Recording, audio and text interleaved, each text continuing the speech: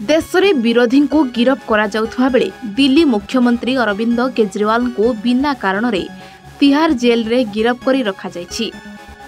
अन्यपटे बेनामी कंपानी मानकठारु कोटी कोटी टंका बीजेपी दलीय पांठी संग्रह करिछि, जहाकि निर्वाचन को प्रभावित करिबो बोली आम आदमी पार्टी अभियोग करिछि।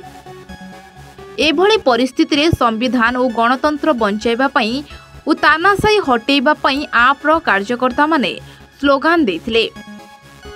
संविधान प्रणेता डॉक्टर बाबा साहेब आंबेडकर जन्म जयंती अवसर में बरगड़ गांधी छकठारे एही कार्यक्रम होइथला। जिला आवाहक भवानी साहू, सौरभ भोई, असित साहू, मिलू नाग, जदुमणि प्रधान, गौतम महानंद प्रमुख उपस्थित थे। भवानी साहू आम आदमी पार्टी आज बाबा साहेब आंबेडकर जन्मदिन है आउ पूरा देश आज जयंती पालन कर चलीगलान चलुचे जेनटा कि गणतंत्र लगी विपद है।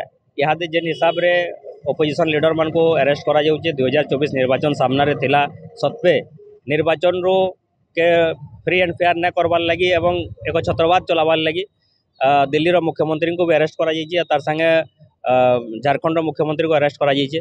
तो ये समय रे आमे जेनटा देखुचु जे इलेक्टोराल बॉन्ड माध्यम रे हजार हजार कोटी टंकार भारतीय जनता पार्टी चांदा नीचे, पाकिस्तानी चाइनीज कंपनी मानकनो चांदा नीचे, गो चालाणकारी संस्था मानकनो चांदा नीचे एवं देश के संपूर्ण भाव में एक छत्रवाद आड़के नहीं गलान कहीं भी यहाँ सुरक्षित nine.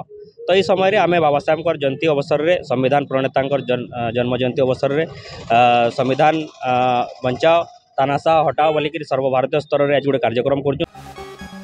Bargarh Vijay Kumar Mishra report, A1 Odisha.